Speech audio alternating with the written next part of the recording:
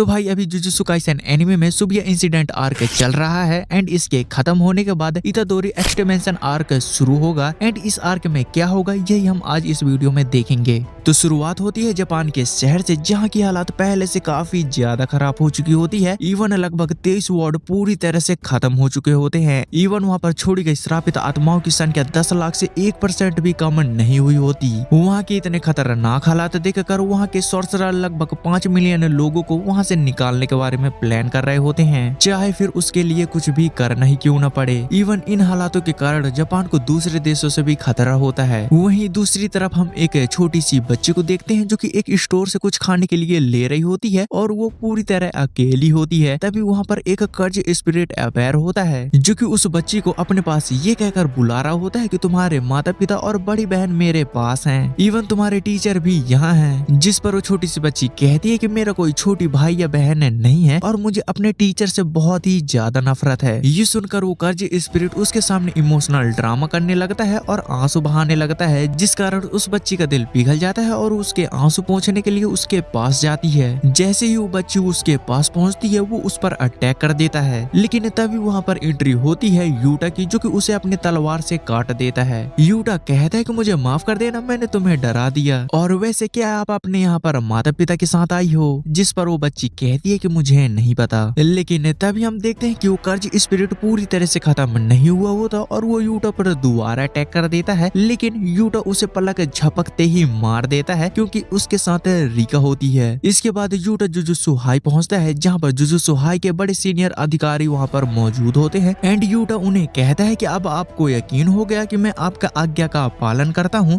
जिस पर एक अधिकारी कहता है चाहे आप कितने भी कर्ज स्पिरिट को मार दो ये कोई प्रमाण नहीं होता। जिस पर यूटा कहता है तो क्या फिर मुझे कोई प्रतिज्ञा या फिर ऐसा कुछ लेना होगा? मुझे उसकी परवाह नहीं कि वो गोजो सर का स्टूडेंट है, उसने सुबुया में इनुमाकी का हाथ काट दिया, इसलिए मैं यूजी इतादोरी को खुद मारूंगा। गोजो के कैद हो जाने के बाद प्रिंसिपल यागा और इतादोरी को जुजुत्सु हाई वाले को द्वारा मरवाने का आदेश दिया जाता है। वहीं दूसरी तरफ हम जेनन फैमिली के ग्रेट वन सॉर्सरर नाओया को देखते हैं, जो कि कह रहा होता है कि क्या वो लड़की माई मर चुकी है, अभी सिर्फ कबीले के मुखिया की चिंता करो, इसके अलावा जो मरने वाली है वो माँ की है। माँ की सुंदर है लेकिन उसे स्वीकार नहीं किया जाएगा। वह नहीं जानती कि किसी पुरुष का समर्थन आखिर कैसे किया जाता है। कोई भी महिला जो किसी पुरुष के 3 कदम पीछे नहीं चल सकती उसके पीठ में छुरा घोंप कर उसे मार डालना चाहिए। इस पर वहाँ पर मौजूद एक लेडी जी कहती है कि उसका चेहरा माँ की जैसा है, वह बिल्कुल एक बेक्सोम जैसी है। हालांकि वह सख्त व्यवहार करती है लेकिन वह जानती है कि वह एक महिला है। वहाँ पर 2 लोग और मौजूद होते हैं, ओजीआई और जिनेचिन जेनेन, जो कि दोनों ही ग्रेट वन सॉर्सरर होते हैं। वो लोग बताते हैं कि तुम्हारे पिता मृत्यु के द्वार पर हैं। जिस पर नाओया कहता है कि मेरे आने या न आने से फर्क नहीं पड़ता क्योंकि अगले जेनेन कबीले का मुखिया मैं हूँ। मेरे सभी बड़े भाई हारे हुए हैं और आप मेरे चाचा, उनके छोटे भाई होने के बावजूद आपके पास बहुत कुछ नहीं है और उनकी बेटी ये संभालिए तो सवाल ही नहीं उठता। और इसी के चलते वो लोग आपस में लड़ने लगते हैं। तभी वहाँ पर एक और व्यक्ति आता है जो कि बताता है कि जेनन कबीले की मुखिया की मृत्यु हो गई है। जिस बात को सुनकर नाओया काफी ज्यादा खुश होता है, लेकिन तभी वो आदमी एक वसीयत दिखाता है जो कि जेनन कबीले के मुखिया ने बनाई होती है, यानी कि नाओया के पिता ने, जिसमें लिखा होता है कि जेनन कबीले का 27वां मुखिया नाओया होगा और उसे सभी प्रकार की संपत्ति विरासत में मिल जाएगी, लेकिन ओजीआई और जिनेची की अनुमति के बाद ही ये होगा। यानी कि जब ये दोनों आज्ञा देंगे तभी नाओया पूरी तरह से जिम्मेदारी उठा सकता है। ये वसीयत सुनकर तो नाओया का मुंह उतर जाता है, लेकिन तभी वो आदमी वसीयत में लिखी एक और चीज बताता है कि अगर गोजो किसी कारण मर जाता है या किसी कारण मानसिक रूप से असमर्थ हो जाता है तो मगुमी फुसुगिरो को कबीले का मुखिया बना दिया जाएगा। और आप लोगों ने सुबिया इंसिडेंट में तो देखा ही होगा कि गोजो को अब तक कैद कर लिया गया होता है। इसी वजह से कबीले का मुखिया मगुमी फुसुगिरो हो जाता है। और भाई ये बात सुनकर नाओया तो एकदम बौखला ही जाता है और अब अगर नाओया को मुखिया बनना है तो उसे मगुमी फुसुगिरो को मारना होगा। वहीं दूसरी तरफ हम देखते हैं कि उन्हीं कर्ज स्पिरिट को खत्म करने के लिए वहाँ पर यूकी भी आ चुकी होती है। वहीं हम यूजी को भी देख पाते हैं जो कि सीढ़ियों पर बैठा होता है, जहाँ पर चोसो आता है और उसके शरीर पर लगे चोटों के बारे में पूछता है। जिस पर यूजी कहता है कि ब्लैक फ्लैश के चपेट में आने के बावजूद भी मैं किसी तरह से ठीक हूँ और ये सुकुना के कारण है और इसकी ताकत भी धीरे धीरे बढ़ती ही जा रही है। है, जिस पर चोसो कहता है कि तुम इसकी चिंता मत करो और तुम दोबारा जुजुत्सु हाई वापस लौट जाओ। यूजी कहता है कि मुझे तुम्हारी चिंता नहीं है, मुझे तो चिंता सुकुना को लेकर है जो कि मगुमी को लेकर कुछ करने की साजिश रच रहा है और मैंने ही तुम्हारे दोनों छोटे भाई बहनों को मारा है। इस पर चोसो कहता है कि चिंता मत करो, ये सब गलत फहमी के चलते ही हुआ है, अगर इसो और केचुजो भी होते तो वो भी यही कहते। तभी यूजी वहाँ से जाते हुए कहता है कि हमें अभी और कर्ज स्पिरिट को देखना है और वो ताली बजा देता है। यूजी की क्लैप करते ही वहाँ पर कई सारे कर्ज स्पिरिट अपैर हो जाते हैं जो कि यूजी के ऊपर अटैक करने लगते हैं एंड यूजी उन अटैक को डॉज कर उन्हें अपने पीछे भगाने लगता है और उन्हें एक टनल में लेकर जाता है जहाँ पर चोसो मौजूद होता है और वो अपने ब्लड मैनिपुलेशन के द्वारा उन दोनों कर्ज स्पिरिट को खत्म कर देता है। यूजी अब पहले से काफी ज्यादा पावरफुल हो चुका होता है और ये देख चोसो उसकी काफी तारीफ भी करता है। यूजी की पावर इतनी ज्यादा इनहैंस हो चुकी होती है जितनी की एक गॉड डीमन में होती है। तभी चोसो कहता है कि तुम्हारे पिता के माथे में भी टांके के निशान थे ना। यूजी इसके बारे में सोच ही रहा होता है तभी वहाँ पर नाओया आ जाता है। यूजी और चोसो इसके बारे में सोच ही रहे होते हैं तभी नाओया बताता है कि यूजी तुम्हें भागना नहीं चाहिए क्योंकि गोजो के कैद होने के बाद तुम्हें मारने का आदेश दिया गया है जुजुत्सु हाई की तरफ से। वैसे तो मुझे सिर्फ मगुमी से लेना देना है लेकिन मैं तुम्हें भी यहाँ भटकते हुए नहीं देख सकता। यूजी कहता है कि तुम्हें मगुमी से आखिर क्या चाहिए, जिस पर नाओया बताता है कि मैं उसे देखते ही मार डालूंगा लेकिन मरने से पहले वो मेरे लिए कुछ लिखे तो अच्छा रहेगा। ये सुनकर यूजी और चोसो दोनों उस पर अटैक करने की सोचते हैं लेकिन तब तक नाओया उनके बीच आ चुका होता है और नाओया इतना ज्यादा फास्ट होता है कि वो लोग उसे अपने बीच आते देख तक नहीं पाते और वो दोनों पर अटैक कर देता है लेकिन वो दोनों किसी तरह से बच जाते हैं। वहीं नाओया भी इतादोरी को देखकर हैरान होता है कि मैंने जितना सोचा था तुम मुझसे ज्यादा कठोर हो। लेकिन तभी अचानक से तीनों को भारी कर्ज एनर्जी महसूस होती है जैसे कि गोजो के आने पर होती है, लेकिन गोजो तो कैद हो चुका होता है तो आखिर ये कर्ज एनर्जी होती किसकी है। लेकिन तभी हम देखते हैं कि वहाँ पर वो एनर्जी किसी और की नहीं बल्कि यूटा की होती है एंड वहाँ पर यूटा आ चुका होता है और उसके खाली अपीयरेंस से ही तीनों की फट जाती है। यूटा कहता है कि तुम में से आखिर यूजी कौन है। वहीं चोसो तुरंत ही ये समझ जाता है कि ये यूजी को मारने आया है। वहीं नाओया अपने तुरंत ही हाथ खड़े कर देता है कि भाई मुझे जाने दो, मैं इन दोनों के साथ नहीं हूँ। तभी यूजी को याद आता है कि तुम यूटा हो ना, मुझे मगुमी ने तुम्हारे बारे में एक बार बताया था। यूटा नाओया से पूछता है कि आखिर तुम कौन हो, जिस पर नाओया कहता है कि मैं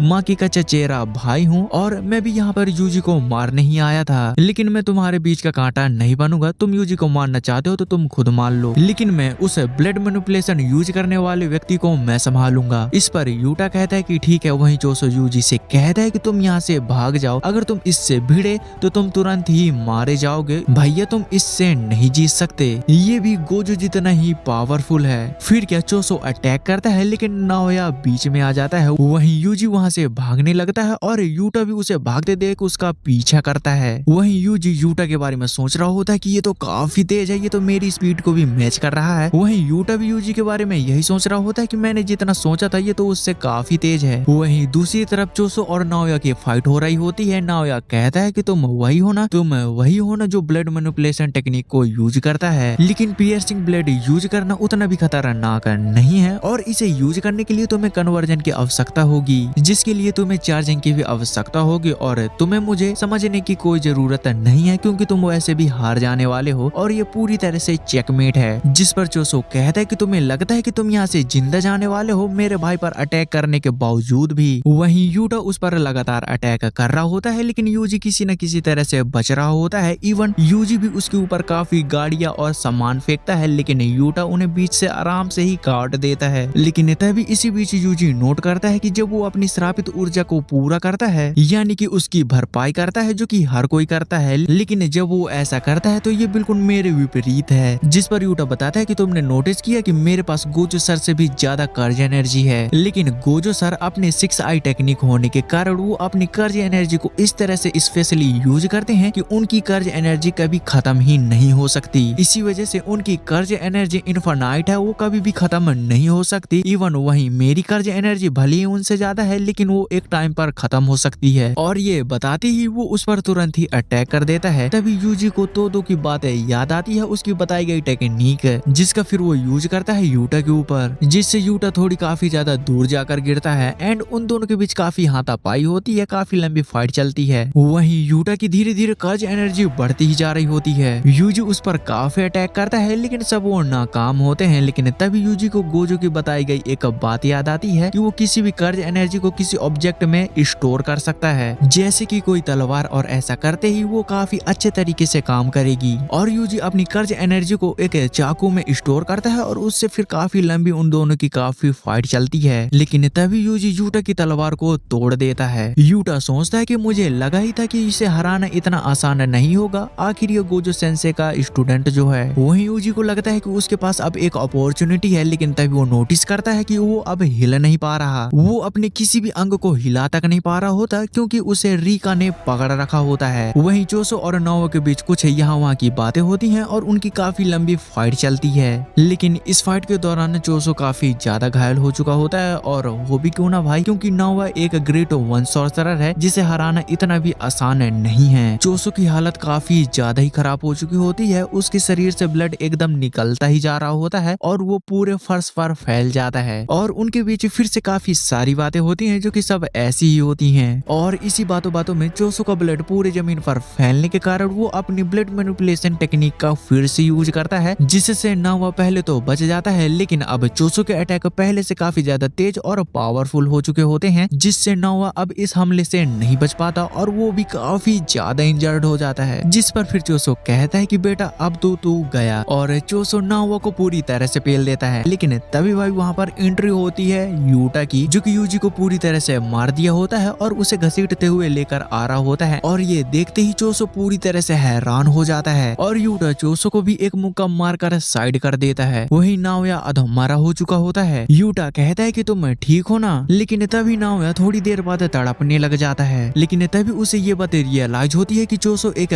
कर्ज स्पिरिट था, लेकिन उसकी बॉडी एक ह्यूमन की थी, यानी कि वो एक कर्ज स्पिरिट होने के बावजूद भी वो एक ह्यूमन था, और उसके अटैक की वजह से उसका ब्लड मेरे शरीर के अंदर चला गया है और मेरा शरीर उसके ब्लड को एक्सेप्ट नहीं कर रहा है। यूटा नाओया से कहता है कि मैं तुम्हें अपनी रिवर्स कर्ज टेक्निक से ठीक कर देता हूँ और तुम अपने सुपीरियर से जाकर बताओ कि यूजी इतादोरी अब मर चुका है। तभी हम एक आदमी को एक छोटे से बच्चे को लिए हुए देखते हैं, और हम देखते हैं कि वहाँ पर इतादोरी के दादाजी भी मौजूद होते हैं, और उसके दादाजी उसके पिता को कह रहे होते हैं कि अगर तुम्हें अपना जीवन जीना है तो तुम्हें इसकी माँ को छोड़ना चाहिए। लेकिन तभी वहाँ पर उसकी माँ भी पहुँच जाती है, जिसके माथे पर टांके के निशान होते हैं, जैसा कि अभी आपने गेटो के माथे पर देखा होगा। और वो आते ही कहती है कि आप आखिर किसके बारे में बात कर रहे हैं, और अचानक से हम देखते हैं कि इतादोरी जाग जाता है एंड वो मरा नहीं होता।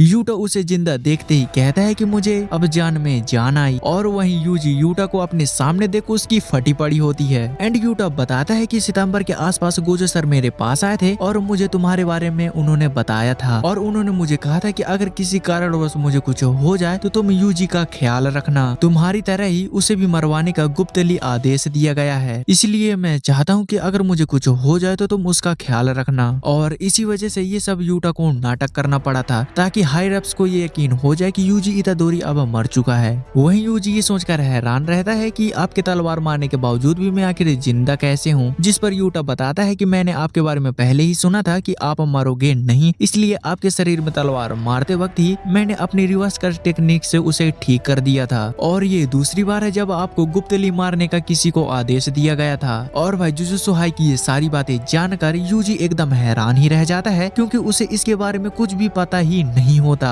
जुजुत्सु हाई के जो बड़े अधिकारी हैं वो यूजी को मारना चाहते थे, वो सिर्फ और सिर्फ केवल गोजो के कारण ही बचा रहा। वहीं इतादोरी अपने आप में खुद में ही शर्मिंदा महसूस कर रहा होता है, और तभी वहाँ पर मगुमी आता है। वो कहता है कि हमें जुजुत्सु हाई वापस जाना चाहिए, जब तक तुम्हारा चेहरा कोई नहीं देख लेता तुम्हें वापस जाने में कोई भी परेशानी नहीं होनी चाहिए, हम पुराने स्टूडेंटों से दोबारा जुड़ेंगे। इस पर इतादोरी कहता है कि ऐसे बिहेव मत करो कि यहाँ पर कुछ हुआ ही नहीं है, सब कुछ समान है, और इसी वजह से इतादोरी खुद में शर्मिंदा महसूस कर रहा होता है। इतादोरी ये मान रहा होता है कि ये सब कुछ केवल मेरी ही वजह से हो रहा है। मगुमी कहता है कि ये सबकी गलती है, तुम स्वार्थी मत बनो और हार मान लो, हम न्याय के लिए लड़ने वाले नायक नहीं है, हम जुजुत्सु सॉर्सरर हैं, कोई भी हमें सही मायने में जज नहीं कर सकता, इसीलिए हमें लगातार अपनी कीमत साबित करनी चाहिए, और हमारे पास अपने बारे में सोचने की सुविधा नहीं है, हमें सिर्फ लोगों को बचाना है। लेकिन यूजी को लगता है कि जब तक मैं जिंदा हूँ और आसपास हूँ तो सभी लोगों को दुख होगा। तभी फिर मगुमी फुल जोश और कॉन्फिडेंस से कहता है तो फिर तुम मुझे बचाने से शुरुआत करना इतादोरी। वहीं दूसरी तरफ हम एक और व्यक्ति को देखते हैं जो कि कह रहा होता है कि नोरितोशी कामो ने जुजुत्सु हाई से जुड़े लोगों का आमना सामना करवाने की योजना बनाई है और तासुमुकी उसमें फंस गई है जो कि मगुमी की बहन होती है और उसे बचाने के लिए इतादोरी की ताकत चाहिए। और भाई ये आर्क यहीं पर पूरी तरह खत्म होता है और इसके बाद शुरू होगा culling game and culling game में आगे क्या होगा ये हम अगली वीडियो में देखेंगे। तब तक के लिए बाय।